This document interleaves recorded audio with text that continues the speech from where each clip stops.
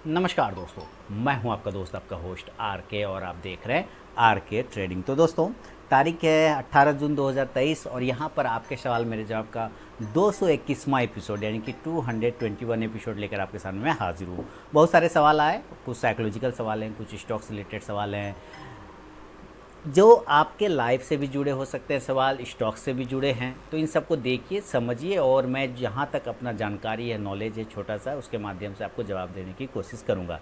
कोई भी personal buying और सेलिंग की सलाह यहाँ पे नहीं होगी, याद रखिएगा।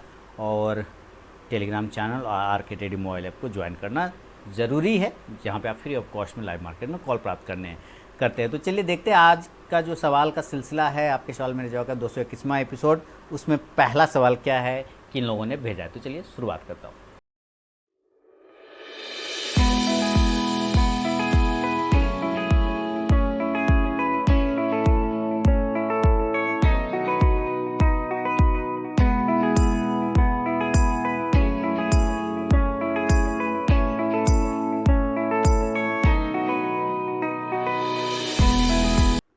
तो दोस्तों, सबसे पहला सवाल प्रबोधन चांदाने जी ने पुणे महाराष्ट्र से लिखा है। इनका सवाल है, ग्लेनमार्क फार्मा 495 रुपये पर लिया है 10 क्वांटिटी, 2 मंथ के पर्सपेक्टिव से क्या टारगेट होगा। दूसरा है, करेंट इंडिया विक्स की सिचुएशन देख आपको क्या लगता है, बढ़ना चाहिए या नहीं, इंडिया विक्स। ओके। और दूसरा है, ग्लेनमार्क फार्मा 495 पे लिया है और 2 मंथ के पर्सपेक्टिव के लिए। तो देखिए, आपको सीधी सीधे देखिए, ग्लेनमार्क फार्मा, कुछ फार्मा स्टॉक्स में आपने देखा कि पिछले 1.5 से 2 महीने, है ना, उसके पहले से आपको तेजी बनता हुआ नजर आया। और ग्लेनमार्क फार्मा आपने 495 पे लिया, 500 के आसपास कह सकते हैं। तो बिल्कुल सही लिया, हालांकि थोड़ा लेट किया, लेकिन फिर भी ठीक है, प्रॉफिट बन गया, तो आपने सही किया। एक ब्रेकआउट था 485 490 के आसपास में, मैंने तो एक बार इसको 440 के ऊपर भी निकलने पे दिया हुआ था, तब से अभी भी ये चल ही रहा, कोई दिक्कत नहीं। तो अब एक बार आपको प्रॉफिट बुकिंग कर लेना चाहिए प्रबोधन साहब, आपको एक बार प्रॉफिट जरूर बुक कर लेना चाहिए, क्योंकि आप जरा खुद आपको कॉमन सेंस यूज करना है। रैली आपने बहुत अच्छा एंजॉय किया, 495 से लेके 495 से लेके देखिए 642 आ गया, और 2 मंथ का आपका पर्सपेक्टिव है, 2 मंथ। तो 2 मंथ में अगर आपने 495 यहाँ पे लिया होगा ना, तो यहाँ से तो लगभग लगभग 1 मंथ तो चले गए, 1 मंथ चला गया। तो आपने जितना भी 10 क्वांटिटी लिया ओनली, आपने, आपके पास है 10 क्वांटिटी, कोई दिक्कत नहीं, क्वांटिटी से कोई मतलब नहीं, मतलब है कि आपने प्रॉफिट बनाया। तो आप इसमें ना 70% क्वांटिटी को बुक कर लीजिए। आप क्या करिए, 70% क्वांटिटी को बुक करिए और बाकी को आप होल्ड करिए, 3 क्वांटिटी आपके पास बच जाता है। मान लीजिए नीचे आ गया तो आपको कोई दिक्कत वाली बात नहीं, अगर ऊपर चला गया तो उस 3 क्वांटिटी का आप मजा लेंगे। लेकिन यहाँ पर जो ये रैली आपको मिला है ना, इस रैली को एक बार कैश जरूर कर लीजिए, आप जरूर बुक कर लीजिए, ऐसा मेरा मानना है। दूसरा है इंडिया विक्स। इंडिया विक्स, देखिए विक्स जब ऊपर की तरफ जाता है ना, तो मार्केट थोड़ा डाउन होता है। और जब ये एक बार मैंने वीडियो बनाया था मार्केट का थर्मामीटर, ये एक्चुअली मार्केट का थर्मामीटर ही है कि जब ये नीचे इसका पारा गिरेगा तो मार्केट का पारा ऊपर चढ़ेगा, और जब इसका पारा ऊपर चढ़ेगा तो मार्केट का पारा नीचे आएगा, यानी कि डाउन हो जाएगा। तो अभी 10 के आसपास में है। अगर इंडिया विक्स और खराब हो जाता है, माने विक्स और गिर जाता है, 9 के नीचे आ जाता है, तो मार्केट में फिर तेजी बन सकता है और वॉलेटिलिटी भी बढ़ सकता है, यानी कि आपको 200 400 पॉइंट का, माने आपको वॉलेटिलिटी ऊपर साइड में भी और नीचे के साइड में भी, दोनों साइड का वॉलेटिलिटी मिलेगा। देखिए, जब विक्स 10 के आसपास आ जाता है ना, तो वॉलेटिलिटी मिल जाता है, बढ़ जाता है, ऊपर की तरफ में भी या नीचे तरफ। जैसे कि आपने देखा होगा बैंक निफ्टी लास्ट फ्राइडे क्या हुआ, नीचे आपको 43,600 से ये चला गया 44,100 तक, लगभग वो वहां तक गया, और वहां से फिर वापस आ गया 43,800 में। यानी कि आप देख रहे कितना बड़ा रेंज, यहाँ से गया 500 पॉइंट, अब वहां से आया 300 पॉइंट, यानी कि 500-300 पॉइंट का मूव सडनली एक ही दिन में दोनों साइड कर जाता है। जो विक्स इस तरह से 10, 8, 9 के रेंज में रहता है, लेकिन विक्स जितना नीचे रहेगा, मार्केट का कंडीशन बनता है उतना ही ज्यादा ऊपर रहने का। तो विक्स अगर गिरता जाता है तो मार्केट ऊपर चलता जाएगा, अगर मार्केट ऊपर जाएगा तो विक्स नीचे आ जाए, विक्स ऊपर चला जाएगा अगर मार्केट नीचे गिरता है तो इसमें आपको ये ध्यान रखना है कि 11 से 12 अगर इसके ऊपर चला गया तो मार्केट में गिरावट थोड़ा आ जाएगा, प्रॉफिट बुकिंग थोड़ा आ जाएगा। इस बात को आपको ध्यान रखना है प्रबोधन जी। अब बाकी आप बिल्कुल सही कर रहे हैं, कोई दिक्कत नहीं, प्रॉफिट बुक कर लीजिए ग्लेनमार्क फार्मा में, ऐसा मेरा मानना है। और एक है, कोई है शायद उन्होंने नाम नहीं लिखा, आपका लाइव ट्रेड मैं देखता रहता हूँ, लाइव ट्रेड में कैसे जुड़ सकता हूँ, बांका बिहार से, शायद कॉल पे इन्होंने फ़ोन करके मैसेज बात किया था, तो उनको मैंने बता दिया था, लेकिन मैं फिर भी बता दूं कि लाइव ट्रेडिंग रूम अभी अदर पर्सन लोगों के लिए बंद है, क्लोज है। जब भी स्टार्ट होगा लाइव ट्रेडिंग रूम तो फिर आपको यूट्यूब के चैनल माध्यम से और मेरे मोबाइल ऐप के माध्यम से, टेलीग्राम चैनल के माध्यम से जानकारी मिल जाएगा। भारत फ्रॉम राजकोट गुजरात, इनका अगला सवाल है, और इनका सवाल है, सर ट्रेडिंग व्यू ऐप में इंडेक्स और स्टॉक सिलेक्शन की स्ट्राइक प्राइस कैसे सर्च करें? उसका एक वीडियो बनाकर सर्च करके दिखाएगा, मैं सर्च करता हूं पर नहीं आता है। तो भारत जी ऐसा है कि ट्रेडिंग व्यू एक फ्री में बहुत सेवा करता है। ट्रेडिंग व्यू क्या करता है? फ्री में बहुत सेवा करता है सर। वो जितना फ्री में दे देता है उतना बहुत कम लोग देते हैं, बहुत कम सर, है ना। ये इंडेक्स के फ्यूचर भी डाल देता है, फ्री में देख सकते हैं आप, इसका चार्ट देख सकते हैं आप, स्टॉक्स के चार्ट देख सकते हैं। बाकी और बहुत सारी ऐसी स्ट्रैटेजी होती है जो इसके फ्री ऑफ स्कैनर है, जैसे कि इंडिकेटर है, बहुत सारा ये फ्री में डाल देता है। लेकिन सर एक्चुअली ये भी तो बेसिकली बिजनेस के माइंड, बिजनेस करना चाहता है ना, पैसे कमाना चाहता है, तो फ्री में कैसे देगा? सब चीज़ फ्री में नहीं देगा सर, इसके लिए पेड वर्जन लेना पड़ता है ना। इसके लिए क्या होता है? पेड वर्जन लेना पड़ता है। तो आप अगर इसका पेड वर्जन लेंगे ना तो आपको ये सारी फैसिलिटी प्रोवाइड करा देगा, अदरवाइज ये लिमिटेड फैसिलिटी देता है। तो लिमिटेड से भी काम ऐसे हो ही जाता है, उसमें कोई दिक्कत वाली बात नहीं। हाँ, ऑप्शन वगैरह का अगर देखना है तो आप जाके उसका फिर पेड वर्जन लीजिए, बाकी आप देखते रहिएगा, कोई टेंशन वाली बात नहीं है कि नहीं। तो इसके लिए आपको पेड लेना होगा, आप कितना सर्च करिएगा आपको नहीं मिलेगा ऐसे। तो ये था भारत जी का गुजरात से सवाल, राजकोट गुजरात से। प्रमोद पाटिल जी कोल्हापुर महाराष्ट्र से लिख रहे हैं, इनका अगला सवाल है प्रमोद पाटिल जी का। सबसे पहले आपको दिल से धन्यवाद, आपके स्टॉक मार्केट के knowledge consistently growth in trading profit and gives us all in free. मेरा सवाल है कि आपने फ्राइडे को टाइटन का कैश कॉल देने का रीज़न एंड विज़न क्या था, क्योंकि वो अभी ऑल टाइम हाई पर है, आप उसके आगे का टारगेट कैसे निकालते हैं? दूसरा है कि लाइव ट्रेडिंग ज्वाइन कैसे कर सकता हूँ, पुराना स्टूडेंट हूँ। तो पहले मैं आपको दूसरे सवाल का जवाब दूंगा। आप जुड़ते हैं पाटिल साहब ना, आप फिर सो जाते हैं, आप कई महीनों तक सो जाते हैं, फिर अचानक साल भर 1.5 साल बाद फिर जागते हैं आप, पता नहीं कैसे क्यों क्या होता है आपके साथ। फिर 1.5-2 साल बाद आप जागते हैं, फिर कहते हैं अरे आर के सर मैं सर जुड़ना चाहता हूँ। तो सर आप तो सो जाते हैं, लेकिन मैं तो बढ़ गया ना आगे, मैं तो आगे निकल गया, तो मैं जहां पर हूं वहां तो वापस आपको फिर आना होगा। कहने का मतलब है कि आप ना ग्रुप में एक्टिवेट रहते हैं, ना ग्रुप में कुछ मैसेज रीड करते हैं, ना कहीं किसी का रिप्लाई देते हैं। तो सर लोग कैसे जुड़ेगा, लोग कैसे आपको अपडेट कैसे होगा? अपडेट तो मेरे आपको चैनल के माध्यम से ही होना होगा ना, या तो आप टेलीग्राम में जुड़ते हैं, या तो व्हाट्सएप पर मैसेज होता है, या फिर मोबाइल ऐप पर। आप कहीं नहीं, आप बिल्कुल सो जाते हैं, 1 महीने जुड़ते हैं फिर 6 महीने गायब हो जाते हैं। तो सर ताली तो दोनों हाथों से बजाना होगा आपको, बात समझ रहे हैं? अगर आपके अंदर ललक है, आप समझना चाहते हैं, चीज़ों को जुड़े रहना चाहते हैं, तो आपको कंटिन्यू अपडेट तो रहना पड़ेगा ना साथ में। आप सो जाएंगे फिर सोचेंगे कि मैं साल भर 2 साल, अभी जैसे पिछले 2 दिन पहले 5 साल पुराना एक मेरे स्टूडेंट हैं, वो मैसेज कर रहे हैं सर मैं जुड़ना चाहता हूँ, तो मैंने उनको जोड़ा। लेकिन बात है कि वो तो 5 साल सो गए, लेकिन मैं तो यही हूँ ना। लोग यही चाहते हैं कि भले ही मैं सो जाऊं, लेकिन आरके जो है रवि कुमार मुझे वहीं पे मिले हमेशा। सर ऐसा नहीं होता है, मैं भी तो इंसान हूँ ना। तो आपको ये समझना होगा पाटिल साहब कि आपको अपडेट रहना है, क्योंकि सबको मैं पर्सनली मैसेज करके जवाब नहीं दे पाऊंगा। जो भी होता है वीडियो के माध्यम से जवाब दे सकता हूँ। दूसरा होता है टेलीग्राम, जो मेरा स्टूडेंट ग्रुप है, वहाँ पर मैसेज होते रहते हैं, वहाँ पे लोग जुड़े रहते हैं, तो वहाँ पे अपडेट होता रहता है। तो आप सर पढ़ेंगे तभी तो, कैसे पता चलेगा आपको, है ना। तो आप अपडेट रहिए, वहाँ पे आपको पता चल जाएगा। चलिए तीसरा है, मार्केट इतना रेंज बाउंड है कि उसका रीजन आपके हिसाब से क्या हो सकता है?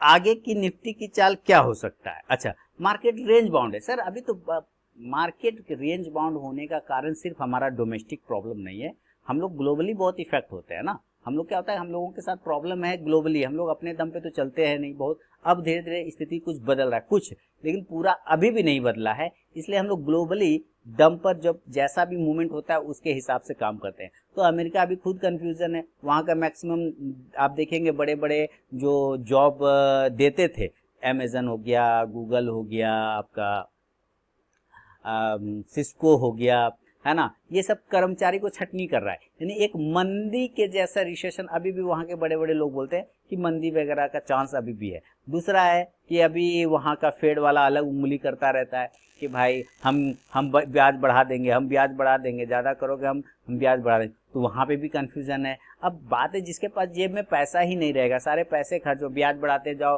आपका रेट हाइक होता जाएगा, आपने लोन लिया तो उस पर ब्याज ज़्यादा देना पड़ेगा, पैसे ही जेब में नहीं तो आप पैसा लगाएंगे कैसे?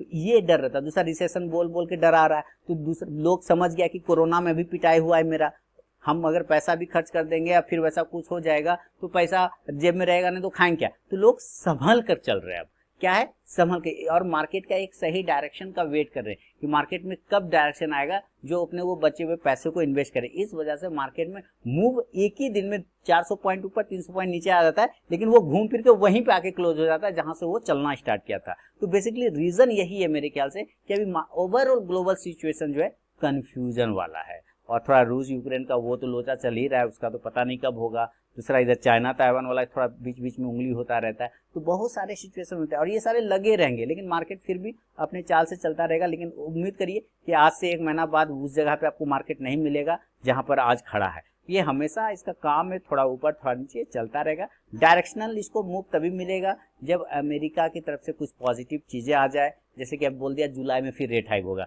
तो अभी तो जून 15 खत्म हो गया, 15 दिन तो खत्म हो गया ना, जुलाई आने में कितना दिन है? 15 दिन है। अब फिर से लोगों के दिमाग में घुस गया कि 15 दिन बाद फिर बढ़ेगा। बात समझ रहे? तो इसी वजह से थोड़ा सा डर, थोड़ा सा कंफ्यूजन, जिसकी वजह से मार्केट जो है ज्यादातर रेंज बाउंड रहने की कोशिश कर रहा है कि भैया जब होगा क्लियर तब देखेंगे। ठीक है, अच्छा टाइटन वाला बात रह गया, अभी मैं आपको टाइटन का बताऊंगा, टेंशन नहीं लेना। इनके आगे का सवाल भी है, ये लिख रहे हैं पहले क्वेश्चन का रीजन कि Titan is one my favourite stock so I watch it regularly. अब ये नोट लिख के दे रहे हैं कि note to all student and viewers of RK sir, मैं रेगुलरली वॉच करता हूँ फिर भी टाइटन को उसके इतना नहीं समझ पाता आरके सर जैसा, thanks a lot sir.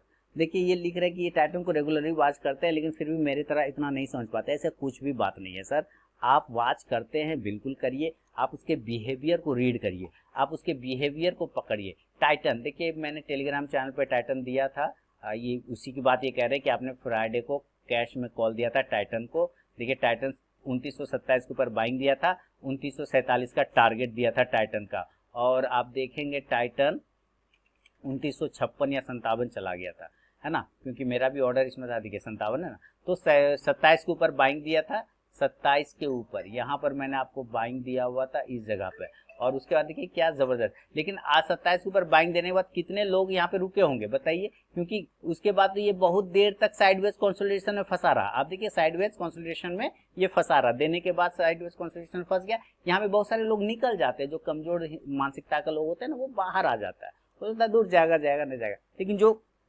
Patience वाला है और उसको पता है अपना रिस्क कितना, तो वो बैठा होगा। अब बात है कि रीजन, देखिए ये ऑल टाइम हाई पे है। देखिए हम लोगों को क्या मतलब ये ऑल टाइम हाई पे रहे कि कहीं रहे, हमें तो मूवमेंट को समझना है था। आप यहाँ पे देख रहे हैं ना, रीजन समझ रहे हैं ना, ये रेजिस्टेंस एरिया है, क्लियर है ना, ठीक है। और उस दिन अगले दिन भी यहाँ पे रेजिस्टेंस को इसने क्लेम किया था, क्या किया था? क्लेम किया था, ठीक है। दो चीजें आपको समझ में आ गया कि एक तो रेजिस्टेंस एरिया था, रेजिस्टेंस को क्लेम कर गया, और मैंने 2927 के ऊपर दिया। यहाँ पे एक ऐसी कैंडल बना है पहले ही, तो देखिए आप यहाँ पे ओपन इक्वल टू लो भी है, स्ट्रेंथ ये पहले ही दिखा रहा है। ये क्या बना रहा है? ये ओपन इक्वल टू लो बना के स्ट्रेंथ दिखा रहा है। अगर ये लो टूट जाता तो स्ट्रेंथ खत्म हो जाता, तब मैं गलत हो जाता, लेकिन अगर इसके ऊपर जब तक टिका रहेगा तब तक स्ट्रेंथ बना रहेगा। अब यहाँ पे देख रहे हैं ये एक साइडवेज एरिया है, ये एरिया, तो उसी के ऊपर मैंने आपको बाइंग दिया, इस एरिया को ब्रेक किया तो ये फिर साइडवेज में फंस गया, यहाँ फिर साइडवेज में फंस गया, फिर इसके ऊपर यहाँ पे बाइंग आएगी तो ऊपर गया। तो आप यहाँ पे देखिए बेसिकली ये प्रीवियस रेजिस्टेंस है ना पिछले दिन का, जिसको कि टेस्ट कर रहा है, वो बार बार तोड़ने को कोशिश कर रहा है। तो यहाँ पे स्टॉप लॉस के साथ आप क्या कर सकते हैं? सिर्फ वेट कर सकते हैं कि अगर स्टॉप लॉस करता है तो ठीक, ऊपर गया तो हमारा 52 वीक हाई पे चल ही रहा है, ऊपर खुला आसमान है, जितना भागना होगा वो भाग जाएगा, क्योंकि खुला आसमान में फिर कोई बंदिश नहीं है ना, कोई बाउंडेशन नहीं है। तो इस वजह से एक रेंज बाउंड पैटर्न ब्रेक होने के बाद देखिए ताकत है, आराम कर रहा है, ठीक है, फिर ताकत दिखाया, फिर आराम कर रहा है, फिर ताकत दिखा रहा है। बात समझ रहे? तो इस तरह से ताकत आराम,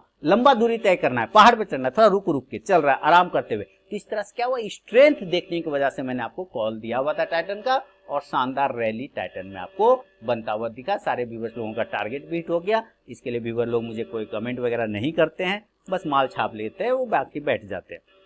तो प्रमोद जी समझ गए आपको, ये कोल्हापुर महाराष्ट्र से थे प्रमोद पाटिल साहब। अच्छा, और अगला सवाल बढ़ूं। पलवल हरियाणा से दीपक जी का है सवाल इनका सवाल है, मेरा सवाल ऑप्शन स्कैल्पिंग पर है, क्या स्कैल्पिंग में वेट करना सही नहीं है? क्योंकि कभी कभी अगर ऑप्शन का प्राइस अपनी दिशा में ना जाए तो हम वेट करते हैं, अगर प्राइस अपनी दिशा में नहीं गया तो अगेंस्ट दिशा में तो जाता है तो उससे नुकसान हो जाता है अगर नहीं गया तो इसका सॉल्यूशन क्या है? अगर प्राइस अपनी दिशा में ना जाए तो हमको ब्रोकरेज के कॉस्ट देकर एग्जिट कर देना करना है। चलिए ठीक है। दूसरा सवाल है कि कई लोग अपनी नॉलेज को सपोर्ट करने वाले नहीं होते, जिससे अपना कॉन्फिडेंस लेवल डाउन होता है, तो सर ऐसे लोगों के आगे अपनी नॉलेज शेयर ना करें। ओके सर, ये सलाह भी दे रहे हैं एक्चुअली मुझे कि सर आप ऐसे लोगों के सामने अपनी नॉलेज मत शेयर करिए जिसको कि समझ ही नहीं है ना, वो लोग कॉन्फिडेंस डाउन करते हैं। तो मैं पहले दूसरे सवाल का जवाब दूंगा। देखिए, मैं उस एक व्यक्ति के लिए भी वीडियो बना देता हूँ, जवाब दे देता हूँ जो इंतजार में बैठा है, क्योंकि मुझे पता है कि भाई वो इंतजार कर रहा है मेरा, तो मेरा धर्म बनता है मैं उसके प्रति अपना फर्ज निभा दूँ। बिना मैं पैसे चार्ज नहीं करता, फ्री ऑफ कॉस्ट में देता हूँ। तो आप एक व्यक्ति का भी लाइफ अगर बदल गया मेरे कारण तो मेरा जीवन सफल हो गया, मेरा सार्थक हो गया। मैं यही मान के चलता हूँ कि हालांकि बहुत सारे लोग मुझे मैसेज करते हैं, दुआ देते हैं कि सर आपकी वजह से मेरा लाइफ बन गया, आपकी वजह से मैं जीना सीख गया, आपकी वजह से मैं ट्रेड कर पा रहा हूँ, तो उन लोगों का तो धन्यवाद है ही। और मुझे लगता है कि अगर कोई मुझसे पूछे कि तुमने इस जीवन में क्या किया, तो मैं कहूँगा कि कम से कम मैंने कुछ लोगों का जीवन तो बदल दिया जरूर, है ना, इतना तो है। तो ये चीजें का अंदर से निगेटिव चीजें जो होता है लोग कमेंट करते हैं, उसको मैं इग्नोर कर देता हूँ, उसको मैं जवाब ही नहीं देता हूँ, क्योंकि पता है कि वो उसको जवाब देने का मतलब आप अपना टाइम वेस्ट कर रहे हैं। इससे अच्छा आप पॉजिटिव चीजों पे ध्यान दीजिए। जो लोग पॉजिटिव व्यू लेके चल रहे हैं तो आप उनको मदद करिए ना, उनके पीछे क्यों दिमाग लगा रहे हैं? तो उनके पे मैं दिमाग ही नहीं लगाता, मैं देता तो सबको हूँ, कौन किस हिसाब से ज्ञान लेता है मुझसे वो तो सामने वाले पे डिपेंड करता है। क्योंकि एक टीचर क्लास में 50 बच्चों को पढ़ाता है, 50 डॉक्टर नहीं बनता, 50 इंजीनियर नहीं बनता, 50 कुछ नहीं कर पाता, 2-4 गो एगो डॉक्टर बना, 2-4 गो इंजीनियर, एक आध पुलिस अफसर, बाकी सब इसी तरह नॉर्मल हो जाता है। तो इसका क्या है कि टीचर ने 50 को अलग अलग बताया नहीं ना, कौन किस हिसाब से उसको ले रहा है, किस हिसाब से ग्रहण कर रहा है उनकी विद्या को, वो तो स्टूडेंट पे डिपेंड करता है। तो मैं उन पर दिमाग नहीं लगाता सर, जो नहीं समझना जिनको वो जीवन में ना समझेगा, और कोई एक व्यक्ति भी अगर समझने के लिए तैयार है तो मैं बैठा हुआ हूँ समझाने के लिए, है कि ना। कल भी जैसे किसी ने फोन किया, बहुत परेशान था, सर मैं 2.5 लाख का लॉस कर चुका हूँ वगैरह, मुझे कुछ मार्गदर्शन कीजिए। मैंने 1 घंटा बात किया उनसे, उनको समझाया कि कैसे क्या करना है। तो ये चीज़ों के लिए तो मैं तैयार हूँ ना, मैं तैयार हूँ, बस आप में वो जज्बा अलग होना चाहिए। तो बाकी निगेटिव वालों को जाने दीजिए दीपक जी, अपना ध्यान दीजिए अपनी तरफ बस। अच्छा, दूसरा, स्कैल्पिंग में वेट करना सही क्या है? स्कैल्पिंग में वेट नाम का कोई चीज ही नहीं होता है सर। स्कैल्पिंग में वेट नाम का कोई चिड़िया ही नहीं होता। स्कैल्पिंग बहुत ही घटिया वर्ड है ट्रेडिंग में। स्कैल्पिंग, इसमें होता क्या है कि जैसे आपको पता है इसके ऊपर भागना है, आपने यहाँ पे बड़ी क्वांटिटी बिग क्वांटिटी डाली, जैसे ब्रेक हुआ बिग क्वांटिटी, 2-3 पॉइंट मिला, एग्जिट।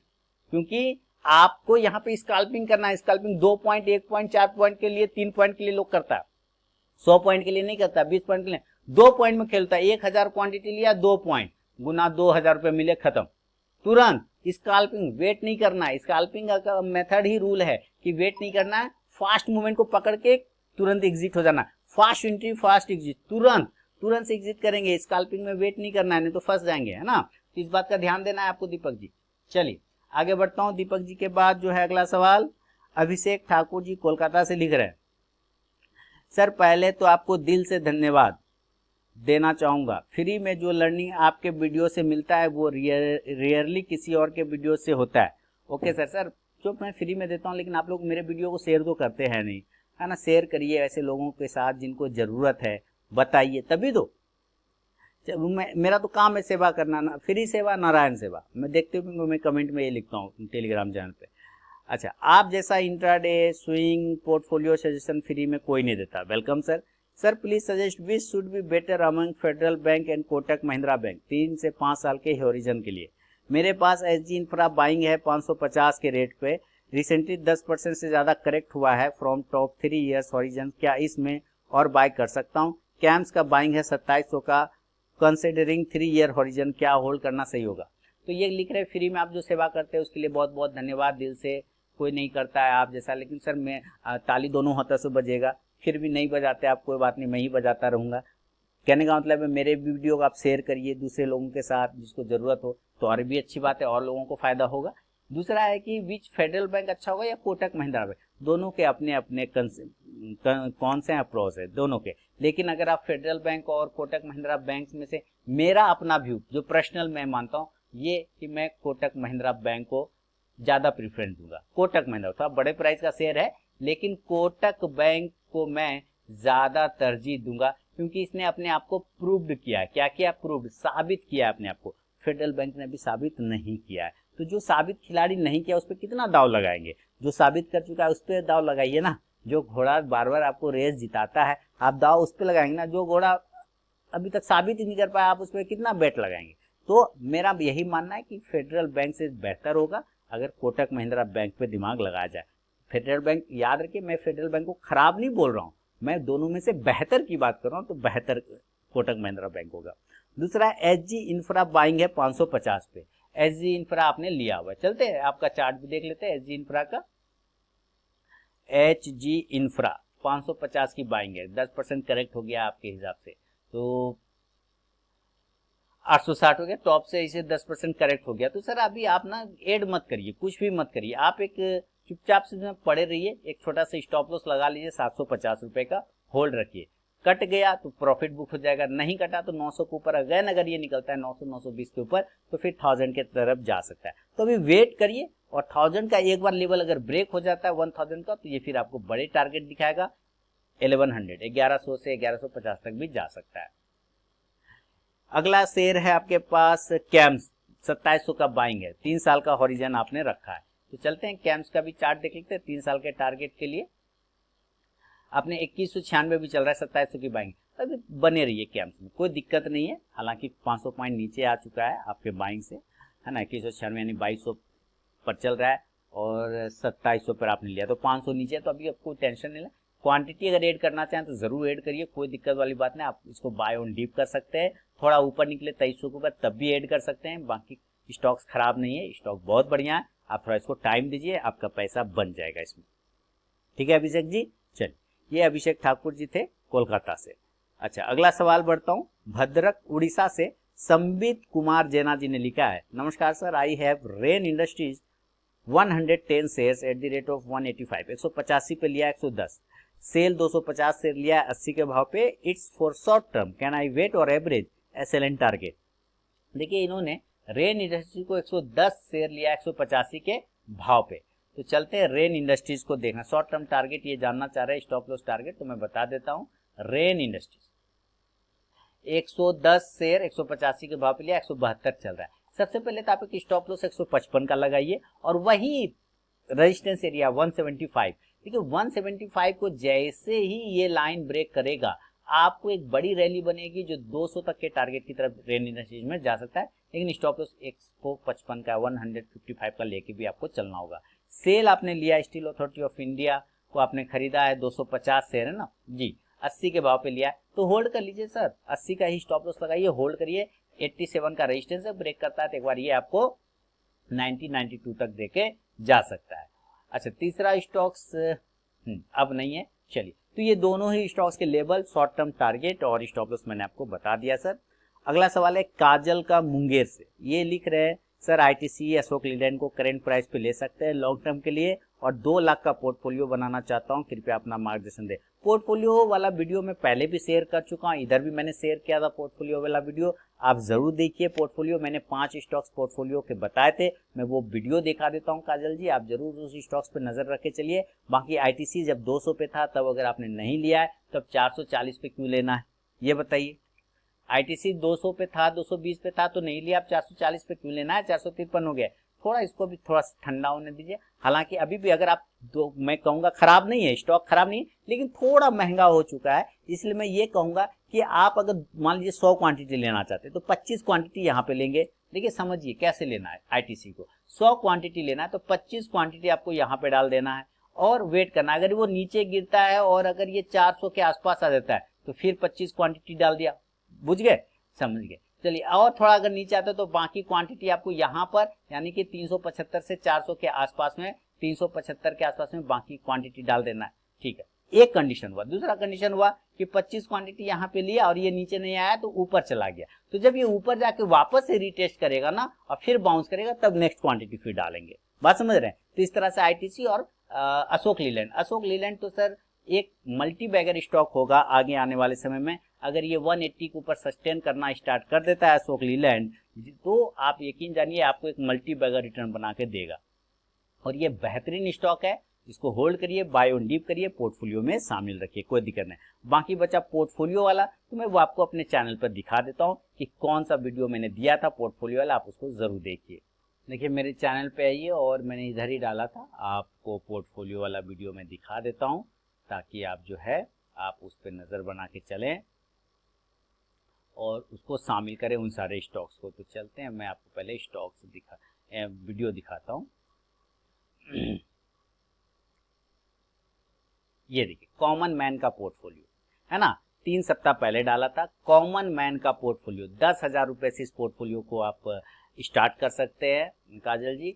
बाकी आपने 2 लाख इन्वेस्ट करना है तो 2 लाख में उसी हिसाब से क्वांटिटी बढ़ जाएगा, समझ रहे हैं? 10,000 से स्टार्ट कर सकते हैं, तो आप इसमें जितनी क्वांटिटी बताया गया है आप उसमें मल्टीप्लाई कर सकते हैं, बढ़ा सकते हैं क्वांटिटी, तो 2 लाख। स्टॉक्स यही सारे रहेंगे, बहुत ही जबरदस्त स्टॉक है इसके अंदर दिया हुआ, इस वीडियो को जरूर देखिए।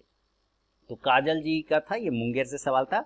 अगला सवाल है विश्वनाथ मुंडा जी ने उड़ीसा से लिखा है, जाजपुर उड़ीसा से विश्वनाथ मुंडा जी लिख रहे हैं, सर मैं गवर्नमेंट जॉब करता हूं, मैं ज़्यादा टाइम मार्केट को दे नहीं पाता हूं, मैं चाहता हूं कि म्यूचुअल फंड में SIP करूं फॉर लॉन्ग टाइम, जैसे कि रिटायरमेंट तक 15 से 20 ईयर जॉब कर सकता हूं, प्लीज गाइड मी। बिल्कुल म्यूचुअल फंड, देखिए म्यूचुअल फंड बहुत ही बढ़िया, मैंने म्यूचुअल फंड पे भी कई वीडियो बना के रखा है, दिया हुआ है, और म्यूचुअल फंड में आप बिल्कुल पैसे लगाइए, कहीं कोई दिक्कत वाली बात नहीं, इन्वेस्टमेंट पर्पज से लगाइए, अपने टारगेट गोल के अचीव करने के लिए लगाइए, रिटायरमेंट लाइफ आपकी अच्छी चलेगी। 3 म्यूचुअल फंड आपके पास हमेशा होना चाहिए, एक लार्ज कैप होना चाहिए, एक मिड कैप होना चाहिए, एक स्मॉल कैप होना चाहिए। चौथा अगर आप डालते हैं तो चौथा आप एक ये ले सकते हैं फ्लेक्सी कैप, ठीक है। तो ये 4 म्यूचुअल किसी का भी लीजिए, अच्छी कंपनी का लीजिए, जैसे एक्सिस का ब्लू चिप ले सकते हैं, मीरा एसेट का मल्टी कैप ले सकते हैं, HDFC का स्मॉल कैप फंड ले सकते हैं, उसमें एक टॉप 200 करके आता है वो आप ले सकते हैं। तो इस तरह से आप लीजिए, 4 म्यूचुअल फंड अलग अलग होना चाहिए, वो आपके रिटायरमेंट लाइफ, लेकिन उसमें इन्वेस्टमेंट करते रहना है आपको, 15 साल तक करते रहिए। अगर 15 साल करके 15,000 रुपये अगर आपने डाल दिया, यानी हर महीने 15,000 रुपये 15 साल तक डाल दिया, तो आपको 16वां साल में आप 1 करोड़ के मालिक बन जाते हैं। ऐसा कैलकुलेशन है, इस टाइप का कैलकुलेशन करके है, आप जाके चेक कर, मैं चलिए आपको दिखाता हूं तो आपको जरूर पता चल जाएगा। देखिए SIP कैलकुलेशन है ना, SIP कैलकुलेशन, ये देखिए मैं यहाँ पे आपको सर्च करके दिखाता हूँ। तो ये आ गया, मान लीजिए ग्रो का, किसी का भी कैलकुलेटर खोल लीजिए, कोई दिक्कत वाली बात नहीं, मैं किसी का प्रचार नहीं कर रहा हूँ, ग्रो फलाना ढमकाना, मैं बस दिखा रहा हूँ कि मंथली इन्वेस्टमेंट अगर आप 15,000 रुपये करते हैं और एक्सपेक्टेड रिटर्न 12% मिलता है, जो कि लगभग मिल ही जाता है।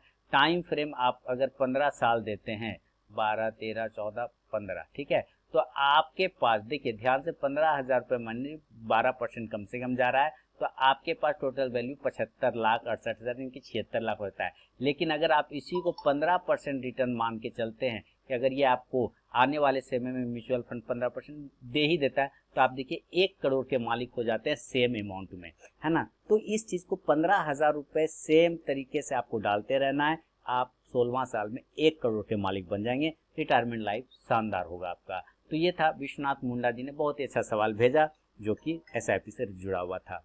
तो दोस्तों आपके सवाल मेरे जवाब का ये 221वां एपिसोड कंप्लीट होता है, जहाँ पे बहुत सारे लोगों ने सवाल भेजे, मैंने जवाब दिया अपना समझ के हिसाब से।